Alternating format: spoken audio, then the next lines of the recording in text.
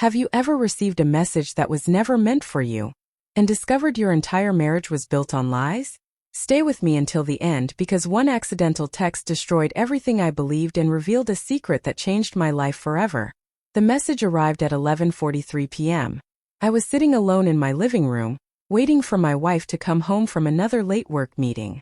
At first, I smiled when I saw her name on my screen. Then I opened the text, and my entire world stopped. He suspects nothing. Once the transfer is complete, we'll tell him after the anniversary. 3 seconds later, the message disappeared. She had unsent it, but it was too late. I had already read every word. My name is Thabani Masiko. I was 34 years old and owned a small logistics company in Johannesburg. I wasn't rich, but I had spent 10 years building a stable life. My wife, Zinal Ndlovu, had been my partner for 7 years. Or at least that's what I thought. That night, one text exposed a truth far bigger than betrayal. And before the week ended, my marriage was over. The message arrived at exactly 11:43 p.m. I was sitting alone in my living room, staring at the television without really watching it. Zinal had texted earlier that she would be late again because of another work meeting. Lately, those meetings seemed to happen more and more often, but I never questioned her. She was my wife. I trusted her completely. When my phone suddenly lit up with her name, I smiled. For a moment, I thought she was finally coming home. But the second I opened the message, that smile disappeared. He suspects nothing. Once the transfer is complete, we'll tell him after the anniversary. I froze. My eyes read the words again and again. What transfer? Who was he? And what exactly was supposed to happen after the anniversary? Before I could even type a reply, the message vanished from the screen. Zinal had deleted it. My heart immediately started racing. I sat there staring at my phone, hoping I had misunderstood what I had just read. Maybe the message was work-related. Maybe it was meant for a colleague. Maybe there was some innocent explanation. But deep down, something felt wrong. Very wrong. A few seconds later, another message arrived. Sorry, wrong chat. Just 4 words. No explanation. No details. Nothing. I stared at that message for several minutes. The more I thought about it, the less sense it made. If it was truly sent to the wrong person, why delete it so quickly? Why mention an anniversary?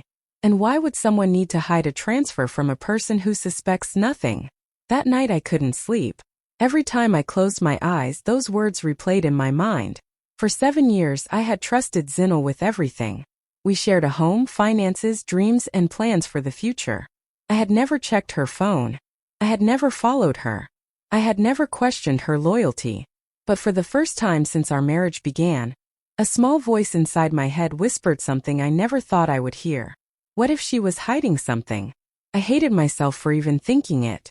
Yet the doubt refused to disappear. As the clock slowly moved toward morning, I realized something had changed forever. The message may have lasted only a few seconds, but the questions it created would change my life completely. After the strange message, I tried to convince myself that I was overthinking everything. For several days, I forced myself to act normal. I went to work, came home, and treated Zinal exactly the same way I always had. I kept telling myself that one deleted message wasn't enough to destroy 7 years of trust. But once doubt enters your mind, it changes the way you see everything. Suddenly, little things I had ignored for months started standing out. The first thing I noticed was her phone. Before, Zinal would leave it on the kitchen counter or the coffee table without a second thought. Now she carried it everywhere. If she went to the bathroom, the phone went with her. If she walked into another room, it stayed in her hand. One evening, while we were watching television together, her screen lit up with a notification. The moment she saw it, she quickly turned the phone face down. It happened so fast that she probably thought I didn't notice. But I did. And it wasn't the only thing. A few days later, I tried logging into one of our shared financial accounts to review some monthly expenses. To my surprise, the password didn't work. First, I thought I had forgotten it. Then I called Zinal. "Oh, I changed it," she said casually. "Why?" "I was updating security settings. I'll send it later." But she never did. That answer stayed in my mind longer than it should have. Then came the work meetings. For years, her schedule had been predictable. Suddenly, she seemed busier than ever. There were late-night meetings, weekend meetings, emergency meetings, and last-minute business dinners. Every time I asked about them, the explanations felt rushed and incomplete. Nothing was openly suspicious, but nothing felt normal anymore either. The biggest shock came when I reviewed our recent financial statements. Several transfers had been made from accounts we normally use together. The amounts weren't large enough to trigger alarms immediately, but they were unusual. Some payments went to accounts I didn't recognize. Others were labeled so vaguely that they explained nothing. When I asked Zinel about them, she always had an answer ready. Yet every answer seemed slightly different from the last. One inconsistency became 2. 2 became 5. 5 became 10. Individually, each thing looked harmless. Together, they formed a pattern I couldn't ignore.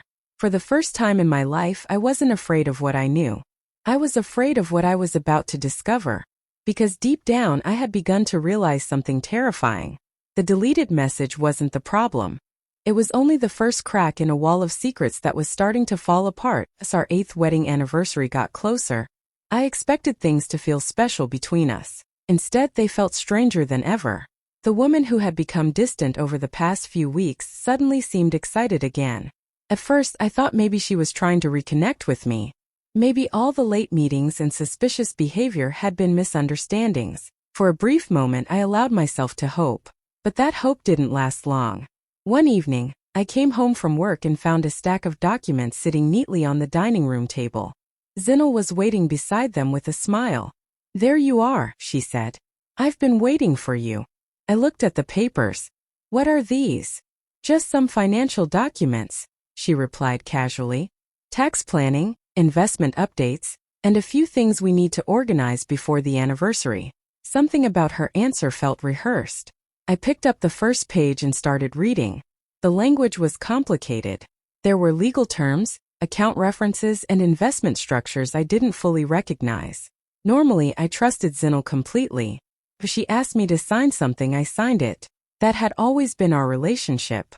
But after the deleted text and all the strange behavior, something inside me refused to ignore the warning signs. "Can I take some time to review these?" I asked. For a split second, her expression changed. The smile disappeared. Then it quickly returned. "Why?"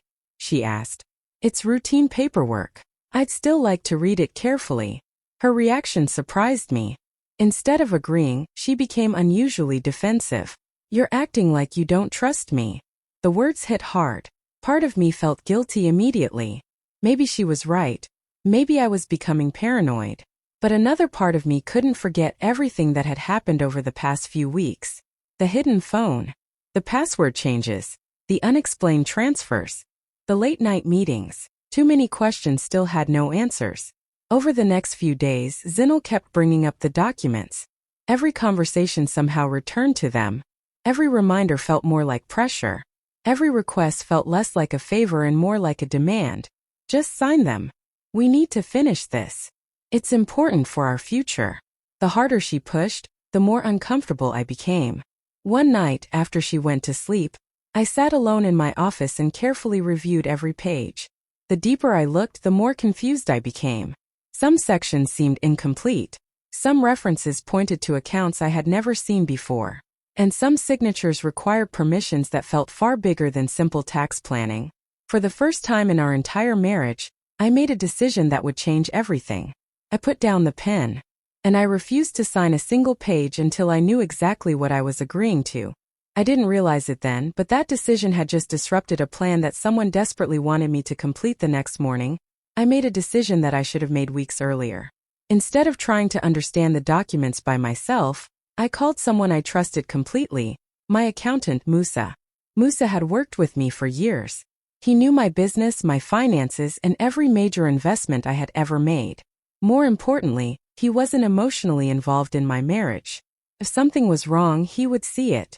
I arrived at his office carrying the entire stack of documents Zinel wanted me to sign at first. Musa reviewed them quietly, page after page, line after line. Occasionally he would stop, circle something with a pen, then continue reading.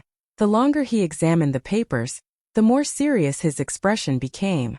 Finally he looked up. "Did you authorize any of this?" he asked. "No. Have you heard of this company before?" He turned the document toward me. The name printed at the top was unfamiliar. It was a private investment company. I shook my head. No. Musa nodded slowly.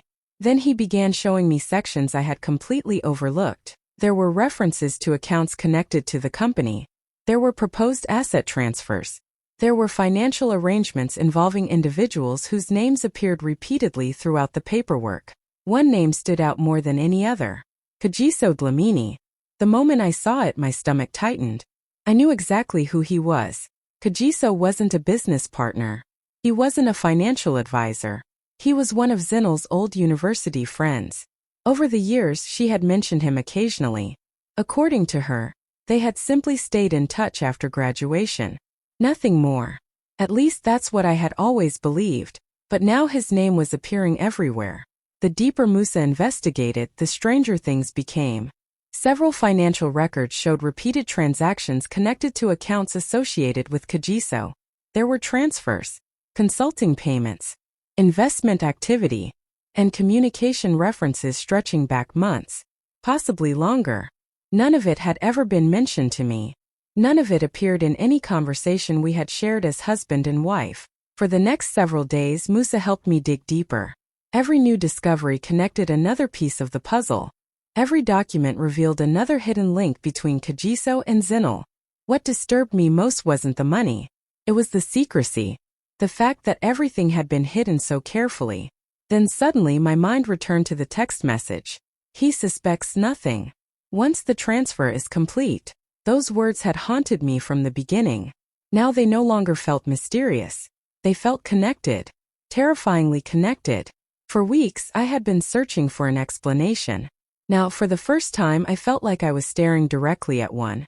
And the more evidence we uncovered, the harder it became to ignore the possibility that the deleted message had never been a mistake.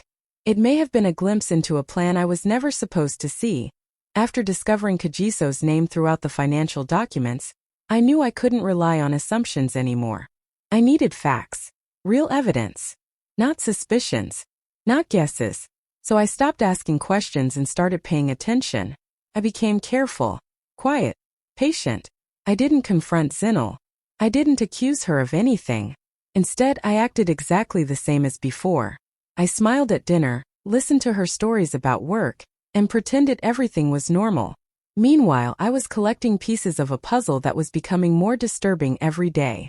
The first discovery came from a business expense report. At first glance, it looked ordinary. But one hotel charge caught my attention. The date matched a weekend when Zinal had told me she was attending a professional conference in another city. Curious, I looked deeper. Then I found another reservation. And another. Different dates. Different locations. The pattern was impossible to ignore. Several of those reservations had no connection to any conferences or business events that I could verify. My stomach sank. I wanted to believe there was an explanation. But every answer I found only created more questions. Then came the business contracts. With Musa's help, I traced several agreements connected to the private investment company.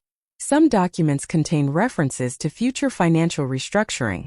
Others discussed asset movements scheduled for after our anniversary. The same anniversary mentioned in the text message. The same anniversary that was now only weeks away. The closer I looked, the clearer the picture became. Someone had been planning something for a long time, and I had never been included in the conversation. The most painful discovery came days later. Among the records were communications discussing legal consultations. At first, I assumed they related to investments. Then I read more carefully. My hands started shaking. The discussions weren't about investments. They were about divorce. Not recent conversations. Not emotional reactions after an argument. These discussions stretched back months. Months. While we celebrated birthdays. While we planned vacations. While we sat together at family dinners. While she looked me in the eyes and told me she loved me. She had already been preparing for the end of our marriage. I felt sick. Not because of the money. Not because of the documents. But because of what they revealed. The woman sleeping beside me every night had been living a completely different reality. The marriage I thought we shared existed only in my mind. Every new piece of evidence stripped away another layer of the life I believed was real. By the end of that week, I wasn't just uncovering a financial scheme. I was uncovering a secret life. And the hardest truth of all was realizing that the woman I loved wasn't the woman I thought I knew. She had become a stranger. And I was only beginning to understand how deep the deception truly went. By that point, I had seen enough evidence to know something was seriously wrong. But despite everything I had discovered, there was still a part of me that wanted answers directly from the people involved. I wasn't looking for a fight. I wasn't trying to embarrass anyone. I simply wanted the truth. So I decided to speak with Zinal's family. For years I had treated them like my own family. I attended birthdays, family gatherings, holidays, and celebrations. I had supported them whenever they needed help. I honestly believed they would listen to my concerns fairly. I was wrong. The moment I explained what I had discovered, the atmosphere changed. Before I could finish speaking, they immediately began defending Zinal. "You're overthinking everything. You're being paranoid. You've always worried too much." One after another, they dismissed every concern I raised. It didn't matter that I had documents. It didn't matter that I had financial records. It didn't matter that I had questions that deserved answers. In their eyes, the problem wasn't Zinal. The problem was me. The conversation became even worse when Zinal arrived. The moment she walked into the room, her entire personality changed. Suddenly she looked hurt, vulnerable, almost heartbroken. She spoke softly and calmly while I struggled to understand what was happening. She told them I had become suspicious lately. She claimed I was creating problems where none existed. She said work stress had made me insecure. Listening to her felt unreal. The woman who had hidden documents, changed passwords, and kept secrets for months now appeared to be the victim. And the worst part was that everyone believed her. Family members began encouraging me to apologize. Some said I was damaging the marriage. Others suggested I needed counseling. A few even told me I should be grateful that Zinal was being patient with me. I sat there listening to people question my judgment while knowing they had no idea what I had already uncovered. For a moment I almost doubted myself. Maybe I was seeing connections that weren't there. Maybe I had become obsessed with finding problems. But then I remembered the deleted message, the hidden accounts, the investment company, the divorce discussions. The evidence didn't disappear simply because people refused to believe it. That day taught me a painful lesson. Truth and support are not always the same thing. Sometimes the people closest to you choose comfort over facts. When I left that gathering, I felt completely alone. But I also felt something else. Clarity. I stopped trying to convince people. I stopped seeking approval. From that moment forward, I would rely only on evidence. Not opinions. Not emotions. Not family loyalty. Just facts. Because facts don't change when people decide they don't want to hear the truth. After the meeting with Zinal's family, I stopped wasting energy trying to convince people of what I knew.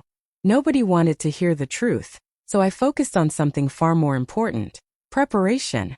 If Zinal was planning something behind my back, I needed to understand exactly what was at risk. Over the next few days, I spent hours reviewing old business records, contracts, tax files, and company documents. Some of those files hadn't been opened in years. Many were stored in boxes that had followed me through different offices as my logistics company grew. One evening, while sorting through an old cabinet, I found a folder that immediately caught my attention.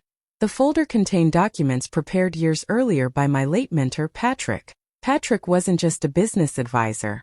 He was the man who had helped me build my company from the ground up. Before he passed away, he always warned me about one thing. "Success attracts problems you can't imagine," he used to say. At the time, I thought he was talking about competitors. Now I realized he may have meant something much bigger. As I reviewed the documents, I discovered something I had completely forgotten. Years earlier, Patrick had convinced me to place several business assets under a specific legal structure designed to protect the company from future risks. Back then, I barely paid attention to the details. I signed the paperwork and trusted his advice. Now those forgotten documents were sitting right in front of me. I immediately contacted Musa. The next morning, we reviewed everything together. The more he read, the more surprised he became. Then he looked at me and smiled for the first time in weeks. "Thabani," he said, "do you realize what this means?" I shook my head. "The assets connected to this structure are protected." I stared at him. "What exactly does that mean?" "It means they cannot simply be transferred the way these documents suggest." For a moment I couldn't speak. Months of fear suddenly began lifting from my shoulders. The properties, the business interests, several major assets that Zinal apparently believed were available for transfer were legally protected long before any of this started. The plan she had been building depended on access she never actually had. The transfer mentioned in the mysterious text could never happen the way she expected. For the first time since this nightmare began, I felt something I hadn't felt in months. Relief. Not victory. Not happiness. Relief. I wasn't trapped. Everything wasn't lost. The future I feared might never happen. That discovery changed everything. I stopped reacting emotionally. I stopped feeling desperate. Instead, I became calm, careful, focused. While everyone else believed I was confused and powerless, I quietly began preparing for what came next.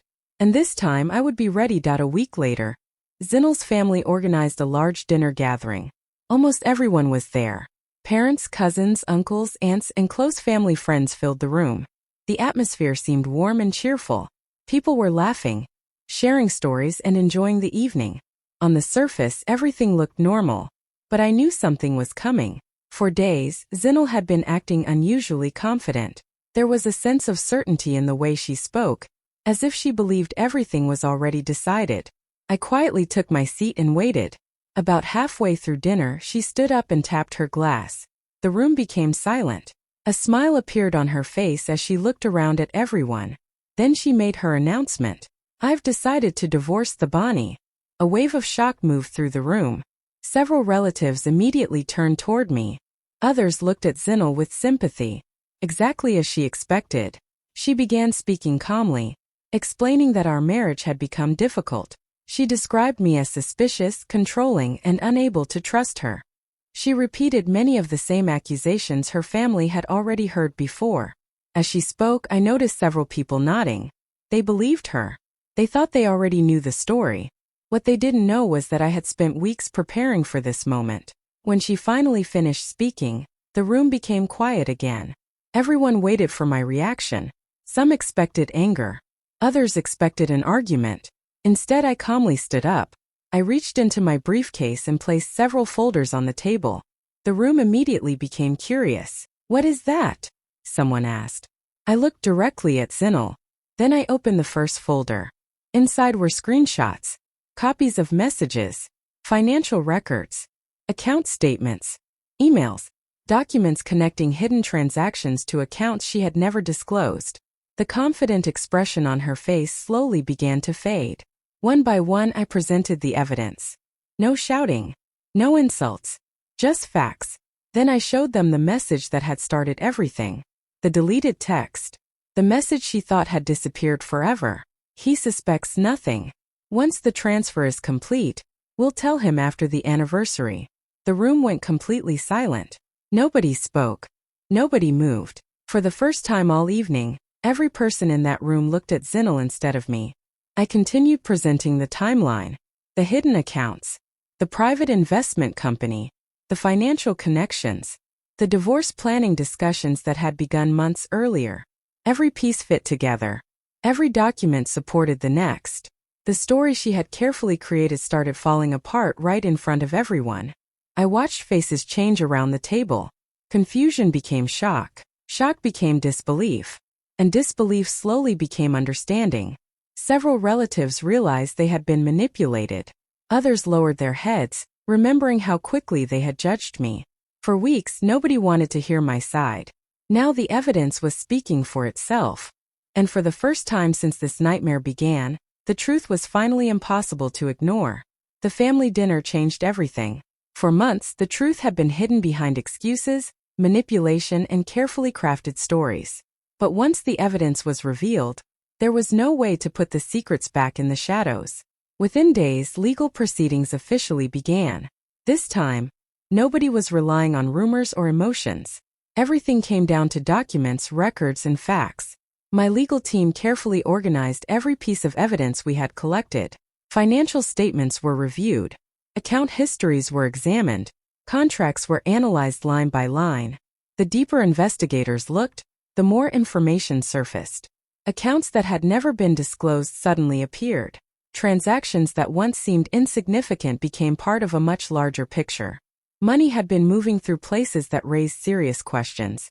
Every week brought another discovery. Every discovery weakened the story Zinal and Kagiso had been telling. What surprised me most was how quickly people started changing their attitudes.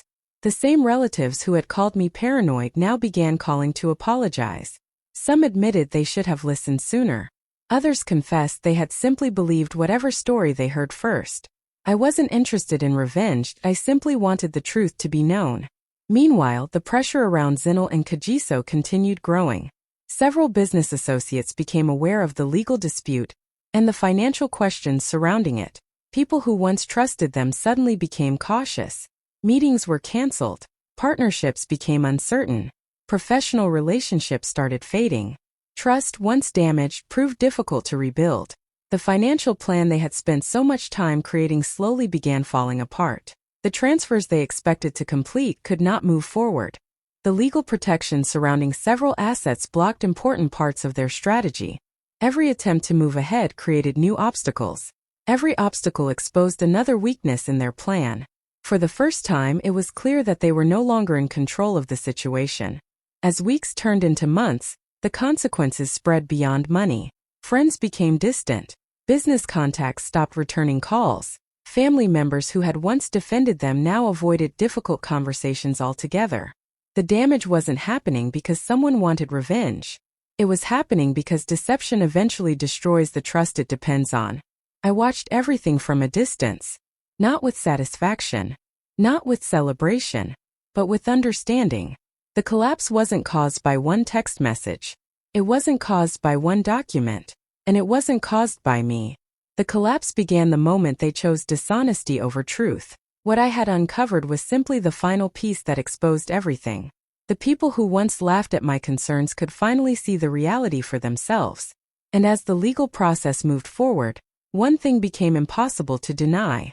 The entire scheme was unraveling, and the people who created it were now facing the consequences of every decision they had made. Months passed after the legal proceedings began. The divorce was nearly finalized. The investigations were complete.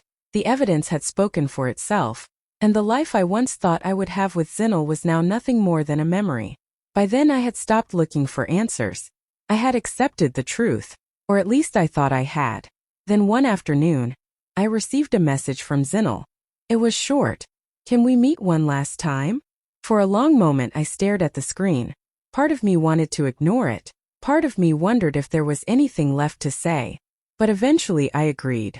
A few days later we met at a quiet cafe. For the first time in months we sat across from each other without lawyers, family members, or court documents between us. She looked different. Not because of her appearance. Because of her energy. The confidence she once carried so easily was gone. For several minutes neither of us spoke. Then she finally broke the silence. "You know," she said softly, "that text was never supposed to reach you." I looked at her but said nothing. She lowered her eyes. It was a mistake. A bitter smile crossed my face. The message that appeared for only a few seconds had changed everything.